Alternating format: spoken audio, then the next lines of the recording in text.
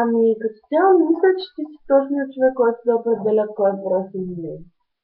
Това, че Александър се елегант постоянно, това, че се прави на шут, не го прави толкова просто, защото той не е толкова просто, колкото всички го мислят. Супер е случи понякога. А, даже в повече случаи. Може да се смееш с него колкото искаш. Това, че не умее да бъде сериозен, не го прави просто, даже напротив. А, той е човек, който явно не познаваш и не можеш да определиш. Явно си го виждал само в тази му светлина, която се опитва да показва пред повечето хора. Всъщност е много добър приятел, но не мисля, че някой би го разбрал. В смисъл, някой, който не го познава, би го разбрал.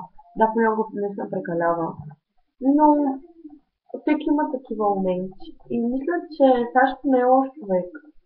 Даже напротив, аз много пъти съм му казала, че би трябвало да се поправи малко, защото все пак е на 15-16 години и е момче предимно, предимно всичко друго. Тъй, че мисля, че не би трябвало да го обиждате по този начин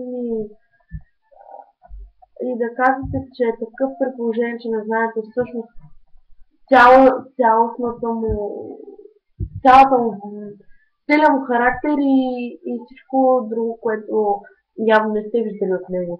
Като цяло е много добър и остава недооценен от повечето хора и особено от момичето, което харесва.